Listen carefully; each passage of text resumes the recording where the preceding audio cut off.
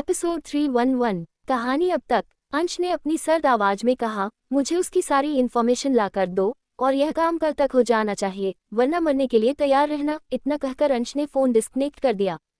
तभी उसकी नज़र नीचे गार्डन एरिया की तरफ गई, जहां पर हीर बेंच के पास बैठी हुई किसी ख्यालों में गुम नजर आ रही थी। दरअसल हीर ने तो काम का सिर्फ बहाना ही बनाया था और अंश इस बात को समझ गया था। उसने अपना नाम हिलाते हुए कहा, आखिर इसे मेरी बात समझ क्यों नहीं आ रही है? अचानक इसके दिमाग में ये फितूर क्यों जागा? अब आगे हीर गार्डन एरिया में बैठे हुए अपनी खाली नजरों से सामने फूलों की क्यारियों को देख रही थी। वहां रंग बिरंगे फूल काफी खूबसूरती से खिले हुए नजर आ रहे थे। हालांकि हीर को गार्डन एरिया में वक्त बिताना बहुत पसंद था और वहां पर आसपास खेल रहे छोटे छोटे सफेद रंग के रैबिट जो हरी घास पर किसी रुई के गोले की तरह इधर उधर लुढ़क रहे थे। इन्हें देखकर हीर के फेस पर अक्सर ही स्माइल आ जाया करती थी, लेकिन आज ये खूबसूरत फूल और यह रैबिट्स भी हीर के फेस पर स्माइल नहीं ला पा रहे थे। हीर का ध्यान शायद उन फूलों पर नहीं बल्कि अपने जहन में चल रही कुछ बातों की तरफ था, जिसे वह बड़ी ही गहराई के साथ सोच रही थी। फ्लैशबैक। दरअसल आज सुबह हीर आयांश को लेकर अपने मायके जा रही थी। हीर गाड़ी की पिछली सीट पर बैठे हुए आयांश को अपनी गोद में लिए उसके साथ खेल रही थी। आयांश, आज तो अपनी नानी के घर जाना है ना? अच्छा, वहां जाकर मेरी शिकायतें मत करना, बल्कि अपने डैड की शिकायत करना, क्योंकि मम्मा तो आपको बहुत प्यार करती है ना, जबकि डैड मम्मा को और हमारे छोटू से आयांश को वक्त ही नहीं देते हैं। आयांश खिलखिलाकर अपनी मम्मा की बातें सुन रहा था। वही ड्राइवर सामने की तरफ देखते हुए गाड़ी ड्राइव कर रहा था। तभी उसने झटके से ब्रेक लगाए, जिससे हीर ने चौंक कर सामने की तरफ देखा और फिर ड्राइवर से पूछा, ड्राइवर अंकल, क्या हुआ, आपने ब्रेक क्यों लगाया? तो ड्राइवर ने पीछे की तरफ मुड़कर कहा, बेटा वो लगता है सामने कोई आ गया है, आप अंदर ही बैठे रहना, मैं देख कर आता हूँ। हीर ने कहा, क्या? कौन आया है? किसी को चोट तो नहीं लगी ना? प्लीज आप जाकर देखिए। ड्राइवर ने अपना सिर हाँ में हिलाया और अपनी साइड का डोर ओपन कर बाहर निकल गया। वहीं हीर भी सामने की तरफ देखने की कोशिश कर रही थी कि उसकी गाड़ी के सामने कौन आया है, लेकिन तभी उसने देखा कि एक लड़की जिसकी गोद में करीब 2-3 साल का एक बच्चा था, वह परेशान सी हालत में खड़ी हुई अपने बच्चे को देख रही थी, जैसे चेक कर रही हो कि उसके बच्चे को कोई चोट तो नहीं आई। एक लड़की और उसकी गोद में बच्चे को देखकर हीर ने भी अपनी साइड का डोर ओपन किया और बाहर आ गई। दरअसल हीर को डर था कि कहीं उस लड़की को या उस बच्चे को कोई चोट तो नहीं लगी। ड्राइवर उस लड़की से पूछताछ कर रहा था। उस लड़की की उम्र यही कोई 25 के लगभग लग रही थी। वही वह लड़की भी ड्राइवर से कुछ बात कर रही थी। तभी हीर ने आयांश को अपनी गोद में संभाला और उसकी तरफ आते हुए कहा, आपको कहीं चोट तो नहीं लगी ना? आप ठीक तो है? तो उस लड़की ने हीर की तरफ देखा और हल्की सी स्माइल के साथ कहा, जी मैं बिल्कुल ठीक हूँ और मेरा बच्चा भी ठीक है। ये सुनकर हीर ने एक चैन की सांस लेते हुए कहा, थैंक गॉड, मुझे लगा कहीं आपको चोट न लगी हो। वैसे आप इस सुनसान सड़क पर एक छोटी बच्ची को लिए कहाँ जा रही है? आपको कैब वगैरह कर लेनी चाहिए थी ना? दरअसल जिस जगह पर हीर की गाड़ी रुकी थी वह सुनसान एरिया था। वहां पर मुश्किल से 1-2 गाड़ियां ही आती जाती थी। वहीं उस लड़की ने थोड़ा दुखी होते हुए कहा, वो मेरे पास कैब बुक करने के लिए पैसे नहीं थे, इसलिए मैं पैदल ही जा रही थी। तो हीर ने कहा, आपको कहाँ जाना है? चलिए मैं आपको छोड़ दूं। उस लड़की ने थोड़ी घबराहट के साथ कहा, जी नहीं, मैं खुद ही चली जाऊंगी। हीर ने नोटिस किया कि वह लड़की बात करते हुए थोड़ी घबराई हुई नजर आ रही थी और बार बार सड़क के एक तरफ देख रही थी। तो हीर ने कहा, क्या हुआ, आप इतना घबरा क्यों रही हैं, सब ठीक तो है ना? उस लड़की ने हीर के पहले सवाल को इग्नोर करते हुए कहा, जी सब ठीक है। हालांकि वह लड़की बात करते हुए अपनी नज़र भी चुराने लगी। हीर समझ गई कि जरूर यह किसी मुसीबत में है। तभी हीर ने फिर प्यार से पूछा, देखिए आपको कोई परेशानी है तो आप मुझे बता सकती हैं, मैं आपकी हेल्प करूंगी। उस लड़की ने पहले ड्राइवर की तरफ देखा, फिर हीर से कहा, मैं ठीक हूँ, मुझे कोई परेशानी नहीं है। हीर समझ गई कि वह लड़की ड्राइवर के सामने अपनी परेशानी नहीं बताना चाहती है, इसीलिए उसने दोबारा कहा, आप एक काम कीजिए, मेरे साथ मेरी गाड़ी में चलिए, फिर आप मुझे अपनी परेशानी बता सकती हैं। और डोंट वरी, ड्राइवर अंकल बाहर ही रहेंगे। ये सुनकर उस लड़की के चेहरे पर भी थोड़ी सी राहत भरी स्माइल आई। उसने धीरे से अपना सिर हाँ में हिलाया। तो हीर ने ड्राइवर से कहा, ड्राइवर अंकल आप गाड़ी से बाहर हमारा इंतजार कीजिए। ड्राइवर ने हीर से कुछ कहना चाहा, लेकिन उससे पहले ही हीर उस लड़की के साथ अपनी गाड़ी की बैक सीट की तरफ चली गई। दरअसल ड्राइवर अच्छे से जानता था कि हीर बहुत ही ज्यादा भोली है और वह उससे यही कहना चाहता था कि ऐसे ही किसी अनजान पर भरोसा न करें, पर उस लड़की की हालत देखकर ड्राइवर को भी ऐसा ही लगा कि वह लड़की किसी मुसीबत में हो सकती है, क्योंकि इस लड़की के साथ 2-3 साल का बच्चा भी था, तो भला एक 2-3 साल के बच्चे की माँ हीर के लिए क्या ही खतरा खड़ा करती, इसलिए ड्राइवर ने बाहर खड़े रहना ही सही समझा। कुछ देर बाद हीर उस लड़की के साथ गाड़ी की पिछली सीट पर बैठी हुई थी। हीर ने पानी की बोतल उस लड़की की तरफ बढ़ाते हुए कहा, लीजिए, पहले आप पानी पीजिए, इससे आपको बेहतर फील होगा। उस लड़की ने पानी की बोतल ली और कुछ घूंट पानी पीकर उस लड़की को भी बेहतर फील हुआ। उसने बोतल से अपने गोद में बैठे हुए बच्चे को भी पानी पिलाया। वह बच्चा भी काफी डरा और सहमा हुआ लग रहा था। हीर बड़े ही प्यार से उसके बच्चे को देख रही थी। उसने उस लड़की से कहा, आपका बेबी बहुत प्यारा है, पर इसकी शक्ल तो आपसे बिल्कुल नहीं मिलती है। जरूर इसकी शक्ल इसके डैड से मिलती होगी। ये सुनते उस लड़की के हाथ जो उस बच्चे को पानी पिला रहे थे, वह वहीं रुक गए और उसने नजरें चुराते हुए कहा, हाँ, इसकी शक्ल अपने डैड से मिलती है। हीर ने मुस्कुराते हुए कहा, तो लगता है इसके डैड बहुत ही हैंडसम रहे होंगे। लड़की ने पानी की बोतल वापस हीर की तरफ बढ़ाते हुए कहा, जी, आपका शुक्रिया। हीर ने पानी की बोतल को साइड में रखते हुए कहा, अब बताएं, आप इतनी परेशान है क्यों है? पता नहीं क्यों मुझे ऐसा लग रहा है जैसे आप किसी से डर रही है। अगर आपको कोई परेशान कर रहा है तो आप मुझे बता सकती हैं, मैं अपने हस्बैंड से कहकर आपकी हेल्प करूंगी। तो उस लड़की ने कहा, मेरी कोई भी हेल्प नहीं कर सकता है दरअसल। इतना कहते ही वह लड़की रुक गई। हीर को लगा कि शायद वह लड़की उसकी हेल्प नहीं लेना चाहती है, इसलिए उसने माहौल को थोड़ा नॉर्मल बनाने के लिए एक नॉर्मल से सवाल पूछा, अच्छा, आपने बताया ही नहीं कि आपका नाम क्या है? तो उस लड़की ने हल्की सी स्माइल करते हुए कहा, मेरा नाम सुनिधि है। ये सुनकर हीर ने कहा, बड़ा प्यारा नाम है, और आपके बेटे का क्या नाम है? तो सुनिधि ने कहा, इसका नाम ईशान है और मैं इसे ईशू कहती हूँ। हीर ने प्यार से ईशान के गाल पर हाथ रखते हुए कहा, ईशान का नाम भी बहुत प्यारा है। तभी हीर को कुछ याद आया और उसने कहा, आप इतनी ज्यादा परेशान है या किसी से डरी हुई है तो आप इसके डैड को क्यों नहीं कहती हैं? आप उन्हें कहिए, वह आपकी हेल्प करेंगे। एपिसोड 312। कहानी अब तक।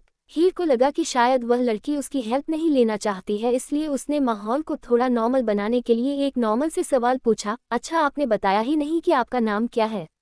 तो उस लड़की ने हल्की सी स्माइल करते हुए कहा, मेरा नाम सुनिधि है। ये सुनकर हीर ने कहा, बड़ा प्यारा नाम है, और आपके बेटे का क्या नाम है? तो सुनिधि ने कहा, इसका नाम ईशान है और मैं इसे ईशू कहती हूँ। हीर ने प्यार से ईशान के गाल पर हाथ रखते हुए कहा, ईशान का नाम भी बहुत प्यारा है। तभी हीर को कुछ याद आया और उसने कहा, आप इतनी ज्यादा परेशान है या किसी से डरी हुई है तो आप इसके डैड को क्यों नहीं कहती हैं? आप उन्हें कहिए, वह आपकी हेल्प करेंगे। अब आगे। ये सुनकर सुनिधि के चेहरे पर एक बार फिर से घबराहट वाले भाव नजर आने लगे और वह घबराई हुई आंखों से बार बार विंडो के बाहर देखने लगी, जैसे इस बात की तसल्ली कर रही हो कि कोई उसका पीछा तो नहीं कर रहा ना। हीर ने जब उसको इतना घबराते देखा तो उसके हाथ पर अपना हाथ रखते हुए कहा, क्या हुआ, आप इतना डर क्यों रही है? देखिए, आप एक काम करें, आप मुझे ईशान के डैड का नंबर दीजिए, मैं उन्हें कॉल करके यहाँ बुला लेती हूँ, या फिर आप मुझे अपने घर का एड्रेस दे दीजिए, मैं आपको आपके घर ड्रॉप कर दूंगी। ये सुनकर सुनिधि ने जल्दी से हीर का हाथ थामते हुए कहा, नहीं, प्लीज आप मेरे हस्बैंड को कॉल नहीं कीजिएगा, मुझे उनके साथ नहीं जाना है। हीर को बड़ी हैरानी हो रही थी कि वह अपने हस्बैंड को क्यों नहीं बुलाना चाहती है। तभी उसके दिमाग में एकदम से कुछ आया और उसने अपनी बात कन्फर्म करने वाले लहजे में पूछा, कहीं आप इस बच्चे के डैड से ही तो नहीं डर रही है? ये सुनकर सुनिधि के चेहरे पर एकदम पैनिक वाले भाव आए और उसका हाथ बुरी तरह से कांपने लगा। सुनिधि के हाव भाव देखकर हीर को समझने में देरी नहीं हुई कि उसका अंदेशा बिल्कुल सही है। उसने उस लड़की को शांत करते हुए कहा, अच्छा, शांत हो जाए प्लीज, बताएं मुझे क्या हुआ है आपके साथ, क्योंकि मुझे लगता है आप जरूर किसी बड़ी मुसीबत में हैं, इसलिए आप मुझे बता सकती हैं। मैं अपने हस्बैंड से आपकी हेल्प करने के लिए बोलूंगी और मेरे हस्बैंड इसमें आपकी जरूर हेल्प करेंगे। तभी सुनिधि की आंखों में आंसू नजर आने लगे और सुनिधि ने रोते हुए कहा, मेरी हेल्प कोई नहीं कर सकता है, क्योंकि मेरे हस्बैंड कोई छोटी मोटी हस्ती नहीं बल्कि। कहते कहते सुनिधि चुप हो गई। हीर ने पूछा, क्योंकि क्या, बताएं मुझे। तो सुनिधि ने रुआंसी आवाज में कहा, वह बहुत बड़े गैंगस्टर है और मैं उनसे ही बचकर भागी हूँ। ये सुनकर हीर की हैरानी की सीमा ना रही। हालांकि हीर भी जानती थी कि अंश भी अंडरवर्ल्ड की दुनिया में एक जानी मानी हस्ती था, लेकिन उसके बावजूद अंश ने हमेशा हीर को प्रोटेक्ट ही किया था। लेकिन यहाँ पर सुनिधि का हस्बैंड उसे प्रोटेक्ट करने की बजाय शायद उसे बहुत ही टॉर्चर करता होगा। इसी वजह से सुनिधि को अपने बच्चे के साथ अपने घर से भागना पड़ गया होगा। ये सोचकर हीर ने कहा, मेरे ख्याल से आपको और आपके बच्चे को आपके हस्बैंड से खतरा है, इसीलिए आप उनसे दूर भाग रही है ना। ये बात सुनते ही सुनिधि ने जल्दी से कहा, नहीं, मुझे उनसे खतरा नहीं है, बल्कि वह तो मेरा बहुत ख्याल रखते हैं और मुझे और ईशान को बहुत प्यार भी करते हैं। हीर ने कंफ्यूजन के साथ कहा, तो फिर आप उनसे क्यों भाग रही है? सुनिधि ने रोते हुए कहा, अपने बच्चे के लिए। हीर को सुनिधि की बातें समझ नहीं आ रही थी कि जब उसका पति सुनिधि को इतना प्यार करता है तो भला सुनिधि उससे डर कर क्यों भाग रही है। उसने ये सवाल वापस सुनिधि से पूछा, देखिए, आप मुझे साफ साफ बताइए कि हुआ क्या है। सुनिधि ने पहले अपने आंसू पोंछे और अपने बेटे को अपने सीने से लगाते हुए कहा, मेरे हस्बैंड बहुत बड़े गैंगस्टर हैं, लेकिन मुझे उनके इस काम से हमेशा प्रॉब्लम रही, लेकिन मैं उनसे बहुत प्यार करती हूँ। इस वजह से मैंने तो किसी तरह से उन्हें एक्सेप्ट कर ही लिया, लेकिन अब वह चाहते हैं कि उनके बाद उनका बेटा भी इसी दुनिया में शामिल हो, और वह भी अपने बेटे को अपनी तरह एक गैंगस्टर ही बनाना चाहते हैं, पर मैं नहीं चाहती कि मेरा बेटा उस दुनिया का हिस्सा बने। मैं अपने ईशान को एक अच्छा इंसान बनाना चाहती हूँ। हीर ने कहा, ये तो बिल्कुल सही कहा आपने, अगर इसके डैड गैंगस्टर है तो जरूरी नहीं है कि बेटे को भी गैंगस्टर ही बनना हो।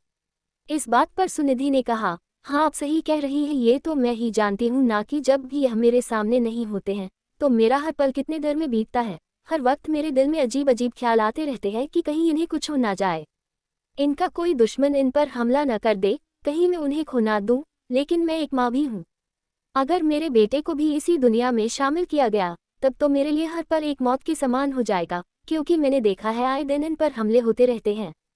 हम एक नॉर्मल इंसान की तरह जिंदगी नहीं जी सकते, नॉर्मल इंसान की तरह कहीं आ जा नहीं सकते। हर वक्त हम पर कोई ना कोई खतरा बना ही रहता है। कितनी बार तो उनके दुश्मनों ने मुझ पर और मेरे बेटे पर भी हमला करने की कोशिश की। आखिर कब तक मैं इस डर के साए में जीऊंगी? और आप भी माँ है तो आप जानती ही होगी कि अगर अपने बच्चे पर एक छोटी सी खरोच भी आ जाए तो माँ की आत्मा तो तड़प कर रह जाती है। हीर को पता नहीं क्यों ऐसा लग रहा था जैसे सुनिधि अपनी नहीं बल्कि उसकी ही कहानी सुना रही हो, क्योंकि यह डर तो हीर के मन में भी था। हीर अंश खुराना की बीवी तो थी, लेकिन जब भी अंश को रात को आने में देर हो जाती थी या कभी अंश की बॉडी पर किसी तरह की चोट के निशान होते थे तो उस वक्त हीर के दिल पर क्या बीतती थी, ये हीर ही जानता था। लेकिन सुनिधि की कही दूसरी बात कि उसका गैंगस्टर पति उसके बेटे को भी अपनी उसी दुनिया का हिस्सा बनाना चाहता था, तो हीर के मन में भी एक सवाल उमड़ आया कि क्या अंश भी मेरे अंश को अंडरवर्ल्ड की दुनिया में शामिल करेंगे? क्या मेरे बच्चे की भी जिंदगी ऐसी ही होगी? ये सोचकर तो हीर की रूह ही कांप उठी और उसने अनजाने में ही अपने अयांश को अपने सीने से लगा लिया। वह मन ही मन बोली, नहीं, मैं अपने अयांश को कभी भी अंडरवर्ल्ड की दुनिया में नहीं जाने दूंगी। मेरा बेटा कभी भी ऐसी दुनिया का हिस्सा नहीं बनेगा। हीर को अपनी ही सोच में गुम देखकर सुनिधि ने उसके हाथ को हल्का सा हिलाते हुए कहा, क्या हुआ आपको? आप कहीं मेरी बात से परेशान तो नहीं हो रही है ना? सॉरी, मैंने आपको भी परेशान कर दिया है। हीर अपनी ख्यालों की दुनिया से बाहर आए और सुनिधि की तरफ देखते हुए बोली, नहीं, आपने मुझे परेशान नहीं किया, वह तो मैं कुछ और सोच रही थी। फिर उसने कुछ सोचते हुए कहा, सुनिधि, आगे तुमने क्या सोचा है? क्या तुम इस बच्चे के साथ अकेले ही इस दुनिया में रह पाओगी? तुम्हारा पति तो तुम्हें ढूंढ ही लेगा ना, क्योंकि इन लोगों के पास काफी पावर भी होती है। सुनिधि ने धीरे से मुस्कुराते हुए कहा, हाँ, मैं अपने बच्चे को अकेले पाल लूंगी। मैं वह मुसीबत देख सकती हूँ, लेकिन अपने ईशान को हर वक्त मौत के साए में पलते देखना मेरे बस की बात नहीं है। और जहाँ तक बात रही इसके डैड की, तो मैं उनसे इतना दूर चली जाऊंगी कि वह चाहकर भी मुझे नहीं ढूंढ पाएंगे, क्योंकि अगर ये मुझसे प्यार करते तो मेरे डर को भी समझते और मेरे लिए उस अंडरवर्ल्ड की दुनिया को भी छोड़ देते। फिर एक गहरी सांस लेकर बोली, क्या आप मेरी एक मदद कर सकती हैं? कहकर सुनिधि एक उम्मीद भरी नजरों के साथ हीर को देखने लगी। हीर ने पूछा, क्या मदद करनी है? सुनिधि ने कहा, इस बारे में मेरी एक दोस्त से बात हो चुकी है, तो प्लीज आप मुझे मेरी दोस्त के घर छोड़ दीजिए। उसने सारी तैयारी कर रखी है। मैं आज रात को ही इस देश को छोड़कर बाहर चली जाऊंगी, और एक बार मैं इस कंट्री से बाहर चली गई, उसके बाद मेरा पति मुझे कभी नहीं ढूंढ पाएगा। हीर ने कहा, क्या तुम अपने उस पति से दूर रह पाओगे जिसे तुम बहुत प्यार करती हो? सुनिधि ने एक फीकी सी स्माइल के साथ कहा, मैं सिर्फ एक पत्नी ही नहीं, एक माँ भी हूँ, और माँ होने के नाते मेरा सबसे बड़ा फर्ज यही बनता है कि मैं अपने ईशान को एक बेहतर जिंदगी दूँ और इसे एक बेहतर इंसान बनाऊँ, न कि उस काली दुनिया में जाने दूँ जहाँ आए दिन खून खराब होता हो, जहाँ पल पल इसकी जान पर खतरा बना रहे। ताकि जिस डर से मैं गुजरी हूँ, मैं नहीं चाहती कि आगे चलकर मेरे बेटे की जिंदगी में जो लड़की आए वह भी इसी डर के साए में अपनी जिंदगी से गुजारे, और इसके लिए मैं अपने प्यार की कुर्बानी भी दे सकती हूँ। सुनिधि की बातें पता नहीं क्यों पर हीर के दिलो दिमाग पर बहुत ही गहरा असर डाल रही थी।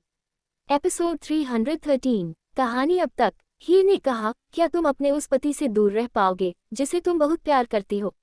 सुनिधि ने एक फीकी सी स्माइल के साथ कहा, मैं सिर्फ एक पत्नी ही नहीं, एक माँ भी हूँ, और माँ होने के नाते मेरा सबसे बड़ा फर्ज यही बनता है कि मैं अपने ईशान को एक बेहतर जिंदगी दूँ और इसे एक बेहतर इंसान बनाऊँ, न कि उस काली दुनिया में जाने दूँ जहाँ आए दिन खून खराब होता हो, जहाँ पल पल इसकी जान पर खतरा बना रहे।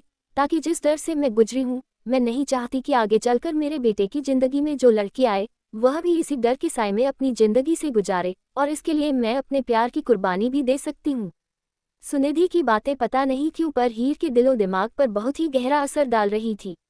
अब आगे सुनिधि ने कहा, प्लीज मुझे मेरी दोस्त के घर छोड़ दीजिए, मैं आपका यह एहसान कभी नहीं भूलूंगी।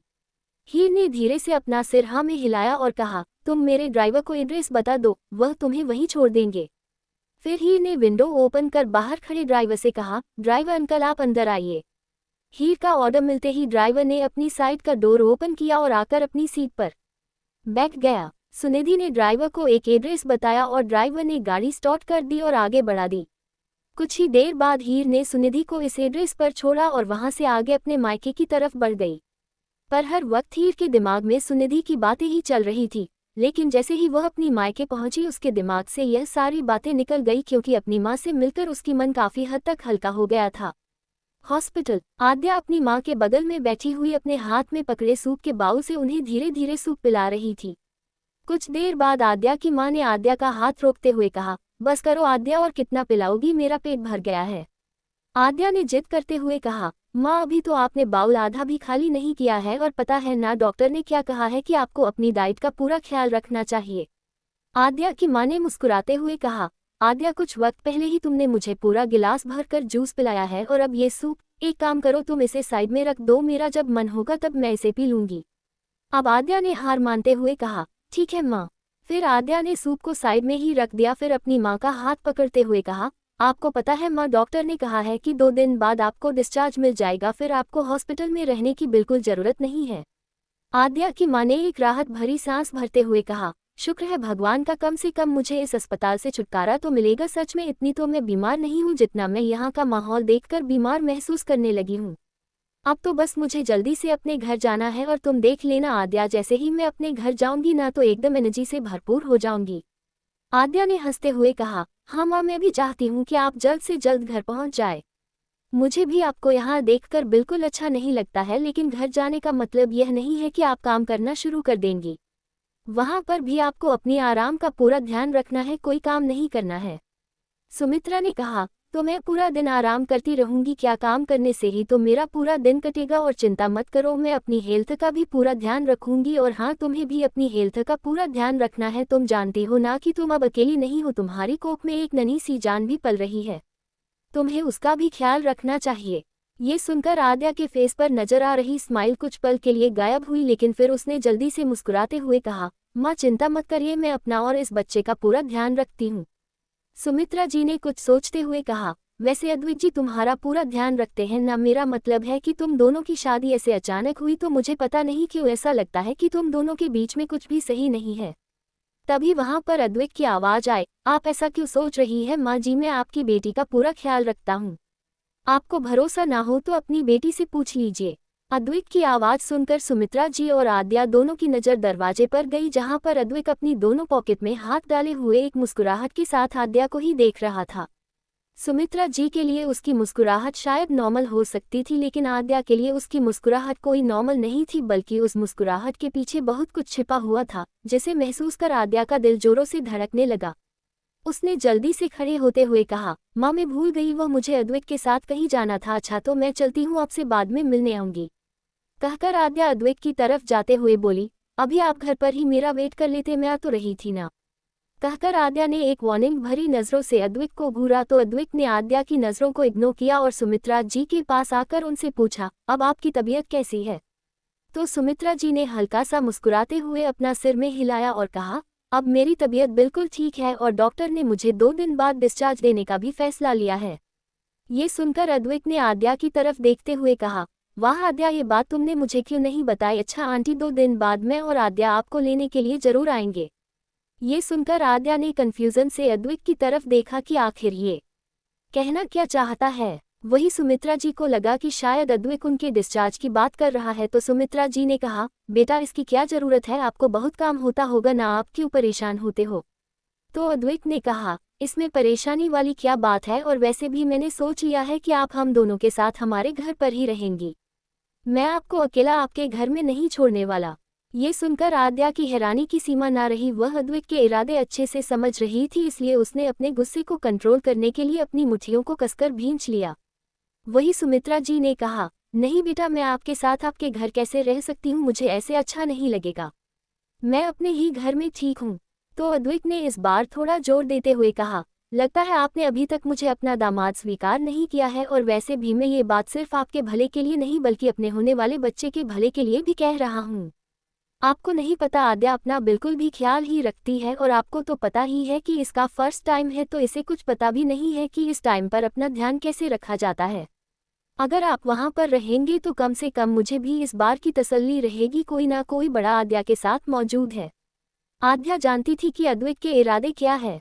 अद्वैत तो ये बात सिर्फ माँ आद्या की माँ को मनाने के लिए कह रहा था, लेकिन असल में उसके इरादे कुछ और ही थे। आद्या की माँ ने आद्या की तरफ देखा तो आद्या ने जल्दी से कहा, माँ मैं अपना ध्यान रख लेती हूँ, आप मेरी फिक्र मत कीजिए, अभी फिलहाल आपको आराम की जरूरत है। तभी अद्वैत ने उसकी बात काटते हुए कहा, यही बात तो मैं भी कह रहा हूँ ना आद्या, अब यह वहाँ अपने घर में अकेली कैसे अपना ख्याल रख पाएंगी। कम से कम ये हमारी नज़रों में रहेंगी तो हम इनका ध्यान भी रख पाएंगे। अब बस अब कोई बहस नहीं, तो 2 दिन बाद मैं आपको लेने के लिए आ रहा हूँ, आप तैयार रहिएगा। फिर आद्या के हाथ पकड़ते हुए कहा, और तुम चलो, तुम भूल गई डॉक्टर के साथ तुम्हारी अपॉइंटमेंट थी, तुम बिल्कुल भी अपना ख्याल नहीं रखती हो। कहकर अद्वैत आद्या को अपने साथ बाहर ले गया। अद्वैत के जाते ही सुमित्रा जी ने मुस्कुराते हुए कहा, वैसे दामाद जी मेरी बेटी का बहुत ख्याल रखते हैं। चलो, कम से कम अब मुझे इस बात की तसल्ली रहेगी कि माँ मेरे बाद कोई तो है जो मेरी आद्या को संभाल लेगा। वहीं बाहर आकर आद्या ने झटके से अपना हाथ अद्वैत से छुड़ाते हुए कहा, अद्वैत क्या नया ड्रामा क्रिएट कर रहे हो तुम, और देखो मेरे सामने मेरी माँ के हितैषी बनने का झूठा ड्रामा तो करना मत। मैं अच्छे से जानती हूँ तुम किसी का भी भला नहीं सोच सकते हो। कहते हुए आद्या ने अद्वैत की तरफ अपनी उंगली पॉइंट की तो अद्वैत ने उसकी उंगली को नीचे करते हुए कहा, अब चाहे मेरे इरादे कुछ भी हो, लेकिन भला तो उसमें तुम्हारी माँ का भी हो रहा है ना। तुम खुद ही सोचो ना, क्या इस हालत में उनका अकेले अपने घर में रहना ठीक है। इस बात पर तो आद्या भी सोच में पड़ गई, क्योंकि वह भी जानती थी कि भले ही उसकी माँ हॉस्पिटल से डिस्चार्ज हो जाएगी, लेकिन ये चिंता तो आद्या को भी हो रही थी कि उसकी माँ अकेले कैसे खुद को संभालेगी, क्योंकि पहले तो उसकी माँ आद्या के साथ रहती थी, अब वो अकेली कैसे रहेगी। आद्या को सोच में डूबा देख अद्वैत ने उसके चेहरे के आगे एक चुटकी बजाते हुए कहा, मेरी बातें तुम्हें देर से ही पर समझ तो आती है ना। अब तुम्हारा ये सोच विचार हो गया हो तो चलो डॉक्टर के पास, आज तुम्हारा अपॉइंटमेंट था और तुम पहले ही बहुत लेट हो गई हो। कहकर अद्वैत ने उसका हाथ वापस पकड़ा और उसे अपने साथ ले गया। आद्या का ट्रीटमेंट भी इसी अस्पताल में ही हो रहा था। अद्वैत भले ही कितना भी ज्यादा क्रूएल और हार्टलेस हो, लेकिन इस वक्त वह अपने होने वाले बच्चे के लिए काफी ज्यादा पजेसिव था। इसीलिए आद्या की दवाएं से लेकर उसकी ट्रीटमेंट और उसकी हर जरूरत का वह पूरा ख्याल रख रहा था। और आद्या की मां को अपने घर में रखने का रीजन चाहे कोई भी रहा हो, लेकिन एक बड़ा रीजन ये भी था कि अद्वैत चाहता था कि आद्या के साथ कोई ना कोई ऐसा जरूर मौजूद हो जिस पर आद्या पूरा भरोसा करती हो और जिसे अपनी परेशानी शेयर कर सके। और आद्या की माँ से बेहतर उसे कोई लगा ही नहीं, और वह ये तो जानता था कि इस हालत में एक प्रेग्नेंट लेडीज के साथ में किसी बड़े का होना बहुत जरूरी है। एपिसोड 314। आद्या को सोच में डूबा देख अद्वैत ने उसके चेहरे के आगे एक चुटकी बजाते हुए कहा, मेरी बातें तुम्हें देर से ही पर समझ तो आती है ना। अब तुम्हारा ये सोच विचार हो गया हो तो चलो डॉक्टर के पास, आज तुम्हारा अपॉइंटमेंट था और तुम पहले ही बहुत लेट हो गई हो। कहकर अद्वैत ने उसका हाथ वापस पकड़ा और उसे अपने साथ ले गया। आद्या का ट्रीटमेंट भी इसी अस्पताल में ही हो रहा था। अद्वैत भले ही कितना भी ज्यादा क्रूएल और हार्टलेस हो, लेकिन इस वक्त वह अपने होने वाले बच्चे के लिए काफी ज्यादा पजेसिव था। इसीलिए आद्या की दवाएं से लेकर उसकी ट्रीटमेंट और उसकी हर जरूरत का वह पूरा पूरा ख्याल रख रहा था। और आद्या की मां को अपने घर में रखने का रीजन चाहे कोई भी रहा हो, लेकिन एक बड़ा रीजन ये भी था कि अद्विक चाहता था कि आद्या के साथ कोई ना कोई ऐसा जरूर मौजूद हो जिस पर आद्या पूरा पूरा भरोसा करती हो और जिसे अपनी परेशानी शेयर कर सके। और आद्या की माँ से बेहतर उसे कोई लगा ही नहीं। और वही ये तो जानता था कि इस हालत में एक प्रेग्नेंट लेडीज के साथ में किसी बड़े का होना बहुत जरूरी है। अब आगे एक छोटा सा घर जो देखने में किसी मिडिल क्लास फैमिली का घर नजर आ रहा था। उसी घर के एक रूम में एक लड़की बेड पर बैठी हुई किसी गहरी सोच में खोई हुई थी। तभी रूम का डोर ओपन हुआ और एक दूसरी लड़की ने अंदर आते हुए कहा, तुम्हें नहीं लगता है कि तुमने बहुत बड़ा रिस्क लिया है माहिरा? दरअसल यह माहिरा थी और यह घर वही था जहां पर हीर ने सुनिधि को ड्रॉप किया था। दरअसल वह सुनिधि कोई और नहीं माहिरा थी। माहिरा ने नजर उठाकर सामने खड़ी लड़की की तरफ देखा। जहां हीर के सामने माहिरा के फेस पर काफी ज्यादा मासूमियत और डर नजर आ रहा था, वहीं अब माहिरा का चेहरा बिल्कुल ही अलग नजर आ रहा था। अब उसकी आंखों में एक अलग ही तरह के सर्द भाव नजर आ रहे थे और चेहरे पर एक अलग ही तरह की सख्ती थी। उसे देखकर कोई कह नहीं सकता था कि उसके अंदर जरा सा भी कोई इमोशन बाकी रह गया हो। माहिरा खड़ी हुई और उसने एक ब्लैंक चेक उस लड़की की तरफ बढ़ाते हुए कहा, आज तुमने अपने बेटे को मेरे साथ भेजा, तुम्हारे उस एहसान की यह कीमत है। अगर तुम्हें और कुछ चाहिए हो तो मुझसे मांग लेना। उस लड़की ने पहले माहिरा के हाथ में पकड़े हुए चेक को देखा और फिर हैरानी से माहिरा की तरफ देखा, तो माहिरा ने उसका हाथ पकड़ा और उस ब्लैंक चेक को उसके हाथ में रखते हुए कहा, तुम्हारा अपने बेटे के साथ अभी इस शहर में रहना किसी खतरे से खाली नहीं होगा नेहा, इसलिए तुम्हें अपने बेटे को लेकर इस शहर को छोड़ना होगा। बल्कि मैं तो कहती हूँ तुम इस देश को ही छोड़कर कहीं बाहर शिफ्ट हो जाओ। इसमें मैं तुम्हारा पूरा पूरा साथ दूंगी, क्योंकि मैंने उस अंश खुराना की बीवी हीर को यही कहा है कि मैं अपने बेटे को लेकर इस कंट्री को छोड़ रही हूँ। अगर कभी तुम इसी शहर में रहते हुए फिर उससे टकरा गई और उसने तुम्हारे बेटे को पहचान लिया तो तुम मुसीबत में आ सकती हो। नेहा ने गहरी सांस भरते हुए कहा, मैंने ये सब पैसों के लिए नहीं किया है माहिरा, तुम मेरी दोस्त हो इसलिए मैंने ये सब। माहिरा ने उसकी बात काटते हुए कहा, मैं जानती हूँ कि तुम सिर्फ मेरा भला सोच रही हो, लेकिन तुम जानती हो कि मेरी लाइफ कोई नॉर्मल नहीं है। तुम मुझसे कहीं ना कहीं जुड़ी हुई हो। तुम मेरे जरिए शायद तुम भी अंश खुराना की नज़रों में आ जाओ, क्योंकि तुम जानती हो ना कि मैं क्या करने वाली हूँ। नेहा ने अपना सिर हाँ में हिलाते हुए कहा, सब जानती हूँ मैं, लेकिन तुम भी अपना ख्याल रखना, क्योंकि तुम भी जानती हो तुम जिससे उलझने वाली हो वह कोई मामूली इंसान नहीं है। उस अंश खुराना के किस्से पूरे शहर में मशहूर है कि वह कितना ज़्यादा क्रूएल है। अगर वह अपनी पर आ जाए तो ना वह आदमी देखता है ना ही औरत। उसके लिए सिर्फ यह मायने रहता है कि सामने वाला उसका दोस्त है कि दुश्मन। माहिरा ने कहा, तुम्हें पता है नेहा, जब एक औरत अगर किसी से मोहब्बत करती है तो उसमें खुद को फना कर देती है, लेकिन अगर कभी उसकी मोहब्बत पर आंच आ जाए तो वह अपने दुश्मनों को फना करने से पहले एक बार भी नहीं सोचती है। उस अंश खुराना ने मुझसे मेरी मोहब्बत को दूर कर दिया है, तो भला मैं उसे उसके प्यार के साथ कैसे जीने दूं? जैसे खून का बदला खून होता है ना, ऐसे ही जुदाई का बदला जुदाई भी होता है। उसे अपने प्यार से दूर होना ही होगा। फिर माहिरा जाकर एक विंडो के पास खड़ी हो गई और बाहर की तरफ देखते हुए बोली, और वैसे भी मैंने जो बीज उसकी बीवी के दिमाग में बोया है ना, वह जल्द ही अंश की हरकतों की वजह से ही फलेगा और फूलेगा और एक दिन उनके रिश्तों को पूरी तरह से खत्म कर देगा। फिर पलटकर उसने बेड पर रखे हुए अपने फ़ोन को उठाया और नेहा के पास आकर कहा, अपना ख्याल रखना, तुम्हारा पासपोर्ट और बाकी सारी जरूरी डॉक्यूमेंट तुम्हारे पास पहुंच जाएंगे और कल ही तुम अपने बेटे के साथ इस देश को छोड़कर यहाँ से बहुत दूर चली जाओ। आज के बाद तुम्हारा और मेरा कोई कांटेक्ट नहीं होगा, समझ गई ना? नेहा ने अपना सिर हाँ में हिलाया तो माहिरा रूम का डोर ओपन कर बाहर निकल गई। नेहा ने अफसोस भरी नजरों से उसे जाते हुए देखा और मन ही मन कहा, नफरत अपने दुश्मनों को ही अंदर हमें भी खोखला कर देती है माहिरा, और मुझे डर है किसी दिन ये नफरत तुम्हें ही ना ले डूबे, क्योंकि जिससे तुम उलझने जा रही हो वह खुद ही जीता जागता शैतान है। एपिसोड 15 कहानी अब तक। फिर पलटकर उसने बेड पर रखे हुए अपने फ़ोन को उठाया और नेहा के पास आकर कहा, अपना ख्याल रखना, तुम्हारा पासपोर्ट और बाकी सारी जरूरी डॉक्यूमेंट तुम्हारे पास पहुंच जाएंगे और कल ही तुम अपने बेटे के साथ इस देश को छोड़कर यहाँ से बहुत दूर चली जाओ। आज के बाद तुम्हारा और मेरा कोई कांटेक्ट नहीं होगा, समझ गई ना? नेहा ने अपना सिर हाँ में हिलाया तो माहिरा रूम का डोर ओपन कर बाहर निकल गई। नेहा ने अफसोस भरी नजरों से उसे जाते हुए देखा और मन ही मन कहा, नफरत अपने दुश्मनों को ही अंदर हमें भी खोखला कर देती है माहिरा, और मुझे डर है किसी दिन ये नफरत तुम्हें ही ना ले डूबे, क्योंकि जिससे तुम उलझने जा रही हो वह खुद ही जीता जागता शैतान है। अब आगे खुराना एम्पायर। अंश अपने केबिन में ही बैठा हुआ विराज से किसी मामले में डिस्कस कर रहा था। जब उसके केबिन के डोर पर नॉक होने की आवाज आई, अंश ने अपनी रोबीली आवाज में कहा, अंदर आ जाओ। रूम का डोर ओपन हुआ और आद्या अपने हाथ में एक फाइल पकड़े हुए अंदर आई।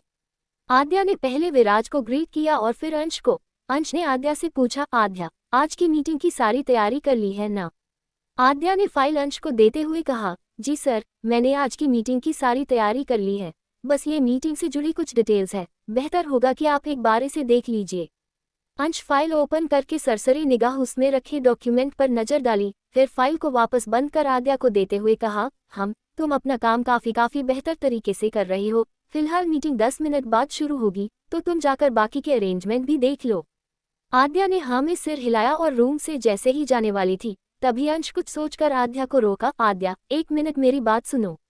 आद्या ने पलटकर सवालिया नजरों से अंश की तरफ देखा, तो अंश ने कुछ देर चुप रहने के बाद कहा, तुम जानती हो ना आज की मीटिंग किसके साथ है? क्या तुम कंफर्टेबल हो? आद्या जानती थी कि आज की मीटिंग अद्वैत के साथ ही है, लेकिन वह अपनी पर्सनल और प्रोफेशनल लाइफ को अलग रखना चाहती थी, इसलिए उसने बहुत ही प्रोफेशनल तरीके से जवाब देते हुए कहा, जी सर, मैं बिल्कुल कंफर्टेबल हूँ। मेरे लिए ये जॉब पहले है, उसके बाद बाकी सभी बातें। ठीक है, अब मैं चलती हूँ, क्योंकि मुझे और भी अरेंजमेंट देखने हैं। कहकर आद्या रूम से बाहर निकल गई। विराज, जो अभी तक चुपचाप बैठे हुए उन दोनों की बातें सुन रहा था, उसने अंश से कहा, आद्या वाकई में काफी अच्छी लड़की है, पर मुझे समझ नहीं आता वह अद्वैत के साथ क्यों रह रही है। अंश ने कहा, यह अद्वैत की बीवी है। ये सुनकर विराज ने हैरानी से कहा, अद्वैत की बीवी? सीरियसली अंश, अद्वैत जैसा वुमेनाइजर किसी लड़की से शादी भी कर सकता है? यह इम्पॉसिबल है। जरूर बात कुछ और है। अंश ने कहा, अब वह तो मैं नहीं जानता, पर अद्वैत ने इसे अपनी बीवी के नाम से ही इंट्रोड्यूस करवाया है। बाकी वह उनका पर्सनल मैटर है, तो उसमें हम कुछ नहीं कर सकते। विराज ने मन ही मन कहा, आखिर मुझे कुछ गलत क्यों लग रहा है? कहीं वह इस लड़की के साथ भी कुछ गलत तो नहीं कर रहा ना? क्योंकि इतना जितना मैं उसे जानता हूँ वह कभी कुछ सही कर ही नहीं सकता। कुछ देर बाद सभी लोग मीटिंग रूम में इकट्ठे हुए। शिवांश किसी और मीटिंग में सिलसिले में कहीं बाहर गया हुआ था, इसलिए उस मीटिंग को ज्वाइन नहीं करने वाला था। अद्वैत और अंश आमने सामने वाली चेयर पर बैठे हुए थे। आद्या अंश के बगल वाली चेयर पर बैठी हुई लैपटॉप में कोई काम कर रही थी। मीटिंग शुरू होने में अभी थोड़ा वक्त था। वही अंश और विराज किसी बारे में बात कर रहे थे, लेकिन अद्वैत का ध्यान इन सबसे हटकर सिर्फ आद्या की तरफ था। आद्या को अच्छे से पता था कि अद्वैत उसे ही घूरे जा रहा है, लेकिन उसने अद्वैत की तरफ ध्यान ही नहीं दिया और अपने काम में ही बिजी रही। थोड़ी देर बाद मीटिंग का टाइम हो गया और जिस प्रोजेक्ट को लेकर यहाँ मीटिंग रखी गई थी, उस पर डिस्कशन शुरू हो गया। आद्या अंश को असिस्ट कर रही थी। ये देखकर अद्वैत का तो खून खौल रहा था। उससे ये बर्दाश्त नहीं हो रहा था कि उसकी बीवी अंश के यहाँ नौकरी कर रही थी। कुछ देर बाद मीटिंग खत्म हुई। सभी लोग एक एक कर रूम से बाहर जाने लगे। आद्या ने भी अपना लैपटॉप और बाकी का सामान समेटा और रूम से बाहर जाने ही लगी थी। तभी अद्वैत भी मौका देखकर आद्या के पीछे पीछे रूम से बाहर निकल गया। शायद ये बात अंश ने भी नोटिस कर ली थी, इसीलिए उसने विराज से कहा, विराज, मैं तुमसे बाद में बात करता हूँ। फिर वह भी उठकर वहां से निकल गया। आद्या लैपटॉप लिए केबिन की तरफ जा ही रही थी, तभी पीछे से अद्वैत ने उसकी बांह पकड़कर उसे अपने सामने करते हुए कहा, तुम ये सब करके क्या जताना चाहती हो आद्या? क्या तुम्हें मेरी बात एक बार में समझ नहीं आती है? और तुम्हें इस हालत में जॉब करने की क्या जरूरत है? आधा कुछ कहती उससे पहले ही उन दोनों के कानों में अंश की आवाज गूंजी, तुम मेरे ही ऑफिस में मेरी असिस्टेंट के साथ इस तरह से बिहेव कैसे कर सकते हो अद्वैत? छोड़ो उसका हाथ। अंश को देखकर अद्वैत का मूड और भी ज्यादा खराब हो गया। उसने अभी भी आद्या की बांह नहीं छोड़ी थी और अंश को जवाब देते हुए कहा, मैंने अपनी बीवी हाथ पकड़ा हुआ है, तो उसमें तुम्हें क्या प्रॉब्लम हो रही है? अंश खुराना, जो अपनी दोनों पॉकेट में हाथ डाले अद्वैत को देख रहा था, वह अद्वैत के सामने आकर खड़ा हुआ और एक फेक स्माइल के साथ कहा, मुझे कोई फर्क नहीं पड़ता है कि तुम अपनी बीवी के साथ क्या करते हो और क्या नहीं, लेकिन फिलहाल तुम खुराना एम्पायर में खड़े हो और मुझे पसंद नहीं कि कोई भी मेरी कंपनी के किसी भी एम्प्लॉय के साथ इस तरह की हरकत करे, तो बेहतर होगा कि आद्या को जाने दो। अंश को अपना साइड लेते देखकर अब आद्या में भी हिम्मत आ गई और उसने झटके से अपनी बांह अद्वैत के हाथ से छुड़ाया और फिर अद्वैत को इग्नोर करते हुए अंश से कहा, सर, मैं ये सारे डॉक्यूमेंट आपके केबिन में जाकर रख देती हूँ, कहकर आद्या वहां से निकल गई। अद्वैत ने उसे जाते हुए देखा और वापस अंश की तरफ देखते हुए कहा, ये तुम सही नहीं कर रहे हो अंश, मैं अच्छे से जानता हूँ तुम मुझसे बदला लेने के लिए ही मेरी बीवी का इस्तेमाल कर रहे हो ना। अंश ने उसकी बात का मजाक उड़ाते हुए कहा, मुझे नहीं लगा था कि तुम्हारी सोच इतनी ज्यादा छोटी है। मुझे बदला लेने के लिए किसी औरत के सहारे की जरूरत नहीं है। अगर मुझे बदला लेना ही होता ना अद्विक, तो कब का तुम्हें इस दुनिया से गायब करवा देता। तुम अभी तक जिंदा खड़े हो तो सिर्फ आध्या की वजह से, इसलिए आइंदा से मेरी कंपनी में अपने बिहेवियर को थोड़ा कंट्रोल में रखना, कहकर अंश आगे बढ़ गया। तभी अद्विक ने उसे रोकते हुए कहा, मैं नहीं चाहता कि वह यहाँ पर जॉब करे, बल्कि यहाँ तो क्या वह कहीं भी जॉब ना करे, क्योंकि इसकी एक बहुत बड़ी वजह है। अद्विक की बात सुनकर अंश रुका और उसने पलटकर अद्विक की तरफ देखा तो अद्विक ने कहा, आध्या प्रेग्नेंट है और वह मेरे बच्चे की मां बनने वाली है, इसीलिए मैं नहीं चाहता था कि वह जॉब वगैरह की टेंशन ले। ये बात अंश के लिए थोड़ी हैरानी वाली थी। उसे अद्विक की बातों में अपने बच्चे और आद्या के लिए टेंशन साफ महसूस हो रही थी, इसलिए उसने बिना किसी एक्सप्रेशन कैसे कहा, डोंट वरी, मैं आद्या को ऐसा कोई काम नहीं दूंगा जिससे उस पर या उसके होने वाले बच्चे पर किसी तरह का बुरा असर हो, और जॉब करना उसकी खुद की मर्जी थी, और जब उसकी मर्जी होगी तब वो खुद ही यह जॉब छोड़ देगी, इसीलिए बेहतर होगा कि तुम उसके साथ किसी तरह की जबरदस्ती ना करो, कहकर अंश वहां से चला गया। वही अद्विक ने थोड़ा फ्रस्ट्रेट होते हुए कहा, ये आद्या इतनी जिद्दी क्यों है, इसे मेरी बात समझ क्यों नहीं आती है। अगर उसकी इस जिद की वजह से मेरे बच्चे को किसी भी तरह का नुकसान हुआ ना, तो कसम से मैं उसकी जान ले लूंगा। विराज का मेंशन। विराज शाम को ऑफिस से घर आया तो उसने देखा कि हॉल में सोफे पर रिया मुंह फुलाए बैठी हुई थी। उसके फेस एक्सप्रेशन से ही लग रहा था जैसे वह अंश बहुत ज्यादा गुस्से में है और उसका मूड भी बहुत ही ज्यादा खराब है।